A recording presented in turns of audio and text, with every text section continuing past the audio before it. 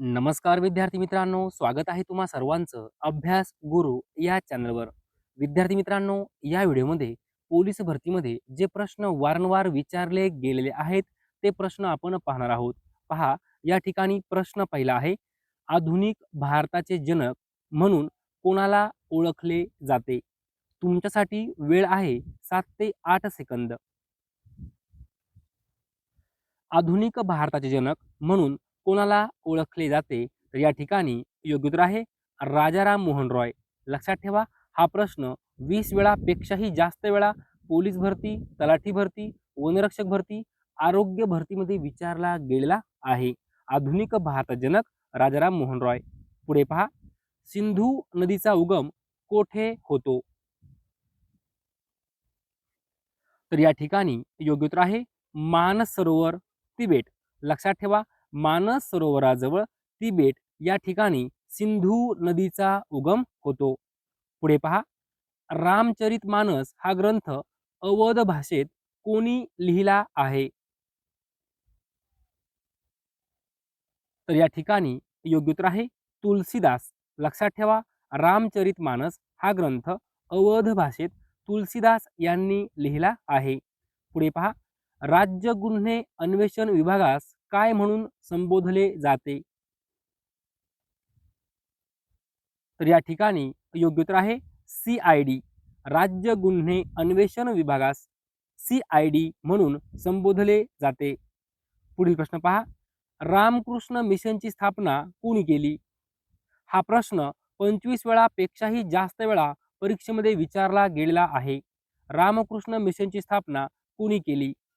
तर या ठिकाणी योग्य उत्तर आहे स्वामी विवेकानंद. पुढे पहा, पंडिता रमाबाई यांनी स्त्रियांच्या शिक्षणासाठी स्थापन केलेल्या संस्थेचे नाव काय आहे?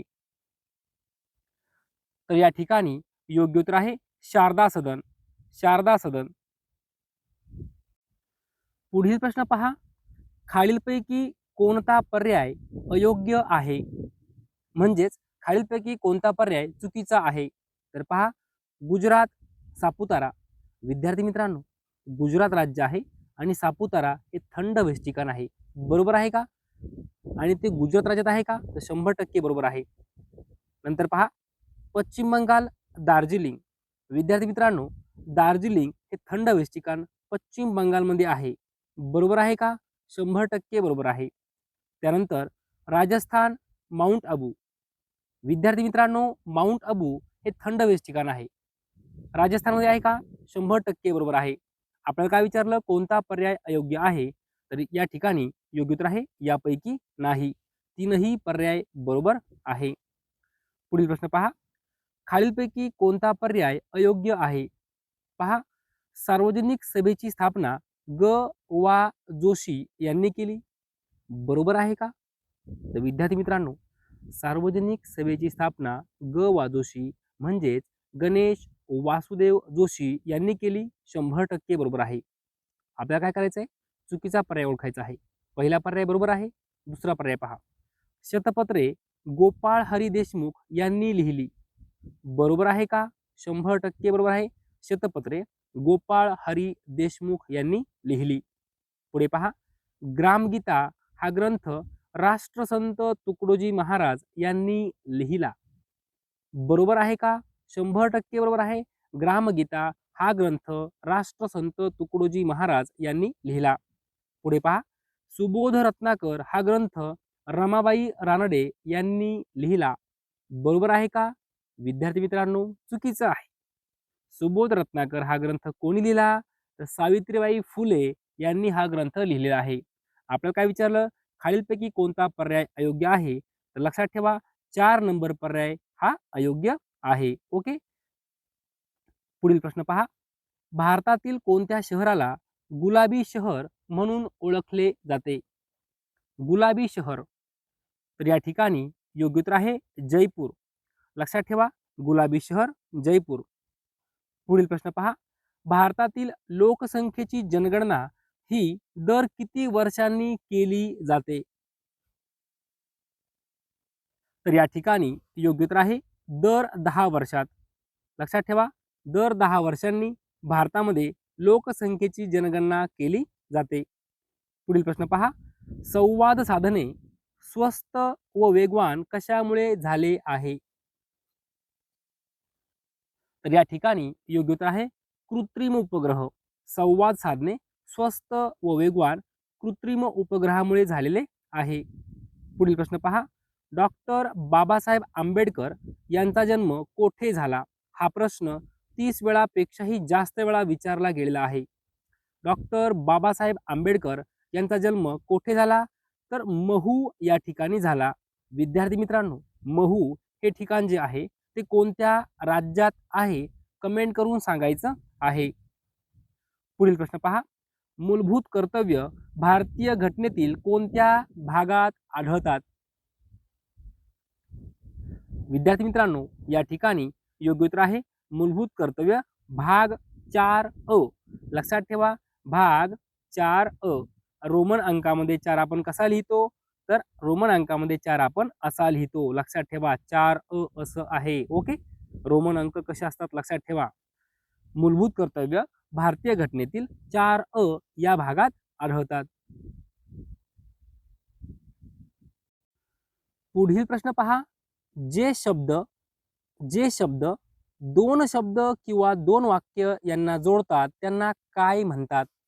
पर्याय पहा, काय म्हटलं आहे? जे शब्द दोन शब्द किंवा दोन वाक्य यांना जोडतात त्यांना काय म्हणतात? म्हणजे कसं, समजा माझं नाव आहे राम आणि माझ्या मित्राचं नाव आहे श्याम. मग आता हा एक शब्द आहे राम, हा दुसरा शब्द आहे श्याम. मी काय म्हटलं? राम आणि श्याम. मग आणीने हे दोन शब्द जोडले आहे. या आणीला आपण काय म्हणतो? काय म्हणतो? तर या ठिकाणी योग्य उत्तर आहे उभयान्वयी. काय म्हणतो? उभयान्वयी अव्यय. ओके, दोन शब्द जोडले आहे की नाही, म्हणून उभयान्वयी अव्यय. आता पुढे काय म्हटलं? दोन वाक्य. आता दोन शब्दांना आपण जोडलं राम आणि श्याम आणि उभयान्वयी अव्यय आहे. दोन वाक्य म्हणजे कसं? तर पहा, मी म्हटलं राम शाळेत गेला, राम शाळेत गेला आणि नंतर दुसरं वाक्य आहे संध्याकाळी तो घरी आला. मग मी काय करणार? राम शाळेत गेला आणि संध्याकाळी तो घरी आला. आणीने हे दोन काय जोडले? वाक्य जोडले. आणीने काय केलं? दोन वाक्य जोडले. त्याला आपण काय म्हणतो? उभयान्वयी अव्यय असे म्हणतो. ओके, पुढे पहा, जगातील सर्वात मोठे नदी बेट असणारे माजुली बेट कोणत्या नदीवर आहे? तर या ठिकाणी योग्य उत्तर आहे ब्रह्मपुत्रा. जगातील सर्वात मोठे नदी बेट असणारे माजुली बेट ब्रह्मपुत्रा नदीवर आहे. पुढे पहा, भारतीय पोलीस प्रशिक्षण कोणत्या राज्यात आहे? तर या ठिकाणी योग्य उत्तर आहे तेलंगणा. भारतीय पोलीस प्रशिक्षण तेलंगणा राज्यात आहे. खानेसुमारी या शब्दाचा सुयोग्य अर्थ सांगा. म्हणजे योग्य अर्थ कोणता आहे? खानेसुमारी म्हणजे काय? जनगणना. खानेसुमारी म्हणजे जनगणना. पुढे पहा, विकारी व अविकारी यांना अनुक्रमे काय म्हणतात? विद्यार्थी मित्रांनो, विकारी म्हणजे काय? सव्यय आणि अविकारी म्हणजे काय? अव्यय. लक्षात ठेवा, विकारी व अविकारी यांना अनुक्रमे सव्यय आणि अव्यय असं म्हणतात. पुढे पहा, डिप्रेस्ड क्लासेस मिशन स्थापना कोणी केली? हा प्रश्न 20 वेळापेक्षाही जास्त वेळा पोलीस भरतीमध्ये, तलाठी भरतीमध्ये विचारला गेलेला आहे. Depressed classes mission. योग्य उत्तर आहे महर्षी विठ्ठल रामजी शिंदे. महर्षी विठ्ठल रामजी शिंदे. पुढे पहा, पलटण हा शब्द कोणत्या भाषेतील आहे? पलटण हा शब्द कोणत्या भाषेतील आहे? तर पहा, पलटण पहिलं अक्षर काय आहे? प. प वरून लक्षात ठेवा पोर्तुगीज. पलटण पोर्तुगीज. पुढे पहा, अरण्य हा शब्द कोणत्या भाषेतील आहे? हा प्रश्न परीक्षेमध्ये विचारला गेला आहे. अरण्य हा शब्द कोणत्या भाषेतील आहे?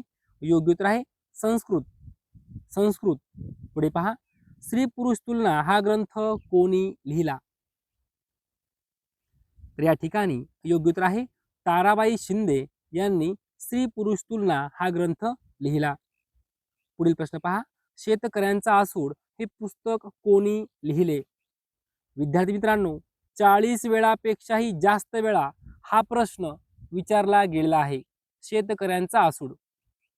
योग्य उत्तर आहे महात्मा ज्योतिबा फुले यांचं पुस्तक आहे शेतकऱ्यांचा आसूड. पुढे पहा, रक्तपेशी किती प्रकारच्या असतात? रक्तपेशी किती प्रकारच्या असतात? तर 3 प्रकारच्या असतात. किती प्रकारच्या? 3 प्रकारच्या. पुढे पहा, मोड आलेल्या धान्यास आणि आंबविलेल्या अन्न पदार्थात खालीलपैकी कोणते जीवनसत्व विपुल प्रमाणात तयार होते? प्रश्न महत्वपूर्ण आहे. जे काही मोड आलेलं धान्य असतं त्यामध्ये कोणतं जीवनसत्व जास्त म्हणजे विपुल प्रमाणात तयार होतं, किंवा जे काही आंबवलेले पदार्थ असतात त्यामध्ये कोणतं जीवनसत्व विपुल प्रमाणात तयार होते? तर ब जीवनसत्व. कोणतं जीवनसत्व? ब जीवनसत्व. ओके. पुढे पहा, खालीलपैकी कोणते गतिज ऊर्जेचे उदाहरण आहे? पहिला पर्याय पहा सायकल, दुसरा पर्याय रेल्वे, तिसरा पर्याय जहाज आणि चौथा पर्याय वरीलपैकी सर्व. विद्यार्थी मित्रांनो, या ठिकाणी योग्य उत्तर आहे वरीलपैकी सर्व. ओके. पुढे पहा, खालीलपैकी कोणता पर्याय अयोग्य नाही? विद्यार्थी मित्रांनो, कोणता पर्याय अयोग्य नाही असं विचारलं आहे. म्हणजेच कोणता पर्याय चुकीचा नाही. म्हणजेच काय? कोणता पर्याय बरोबर आहे? पहा प्रश्न कसा आहे. कोणता पर्याय अयोग्य नाही म्हणजेच काय? कोणता पर्याय चुकीचा नाही म्हणजेच काय? कोणता पर्याय बरोबर आहे? तर पहा, या ठिकाणी मराठीतील आद्य ग्रंथ विवेकसिंधू बरोबर आहे का? हे तर बरोबर आहे. मराठीतील पहिली स्त्री नाटककार सोनाबाई केळकर बरोबर आहे का? 100% बरोबर आहे. मराठीतील पहिली ग्रामीण कवयित्री बहिणाबाई चौधरी बरोबर आहे का? 100% बरोबर आहे. तीनही पर्याय बरोबर आहे. आपल्याला काय विचारलं? कोणता पर्याय अयोग्य नाही म्हणजेच कोणता पर्याय बरोबर आहे हे आपल्याला ओळखायचं आहे. विद्यार्थी मित्रांनो, तीनही पर्याय बरोबर आहे म्हणून या ठिकाणी योग्य उत्तर आहे यापैकी सर्व जे काही पर्याय आहे ते अयोग्य नाही म्हणजे काय? बरोबर आहे. योग्य उत्तर 4 नंबर पर्याय. पुढे पहा, 30 अधिक 2.7 बरोबर किती? 2 पॉईंट म्हणजे काय? ते पॉईंट काय? दशांश चिन्ह आहे. आता विद्यार्थी मित्रांनो, मी तुम्हाला एक गोष्ट सांगतो म्हणजे ट्रिक सांगतो. पहा, या ठिकाणी मी 3 हा अंक लिहिला. आता या 3 अंकाच्या कोणत्या ठिकाणी दशांश चिन्ह असतं? तर या ठिकाणी असतं. समजा मी आता इथं 5 हा अंक लिहिला. 5 या अंकाच्या कोणत्या ठिकाणी असणार दशांश चिन्ह? या ठिकाणी असणार. ओके. समजा मी 30 लिहिला, मग 30 या अंकाच्या कोठे असणार दशांश चिन्ह? या ठिकाणी असणार. तसं आता पहा, हा जो 30 आहे हा 30 आपण लिहून घेतला. ज्या वेळेस दशांश अपूर्णांकांची जेव्हा आपण बेरीज करतो, ओके, त्यावेळेस काय करतो आपण? दशांश चिन्हाखाली दशांश चिन्ह आलं पाहिजे. ओके. आता 30 हा जो अंक आहे त्याचा दशांश चिन्ह कुठं आहे? या ठिकाणी आहे. मग या ठिकाणी आलं. ओके. आता आधी काय म्हटलं? 2.7. 2.7. ओके. ही झाली बेरीज. या ठिकाणी 0 देऊन टाकायचा. 0 लिहा, नका लिहू, काही अडचण नाही, कारण ह्या शून्याला काही किंमत नाही. पण हे जे काही दशांश चिन्ह आहे ते बरोबर एका खाली एक आले पाहिजे. आता पहा, 7 हे जे दशांश चिन्ह आहे जसं आहे तसं देऊन टाकलं. 2 3 जसा आहे तसा घेतला. 32.7 हे झालं आपलं उत्तर. 32.7.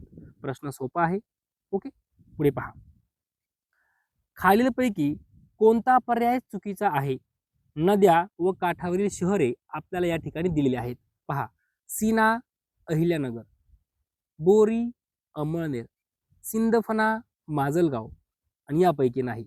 विद्यार्थी मित्रांनो, सीना नदीकाठी अहिल्यानगर आहे का? बरोबर आहे. बोरी नदीकाठी अमळनेर आहे का? बरोबर आहे. सिंदफणा नदीकाठी माजलगाव आहे का? बरोबर आहे. तीनही पर्याय बरोबर आहे. आपल्याला काय विचारलं? कोणता पर्याय चुकीचा आहे? एकही पर्याय चुकीचा नाही म्हणून या ठिकाणी योग्य उत्तर आहे यापैकी नाही. वहीमध्ये लिहून ठेवा. सीना नदीकाठी अहिल्यानगर आहे, बोरी नदीकाठी अमळनेर आहे आणि सिंदफणा नदीकाठी माजलगाव आहे. पुढील प्रश्न पहा, इजा बिजा तिजा या अलंकारिक शब्दाचा अर्थ काय होतो? इजा बिजा तिजा हा अलंकारिक शब्द आहे. याचा अर्थ काय होतो? तर त्रिवार प्रयत्न.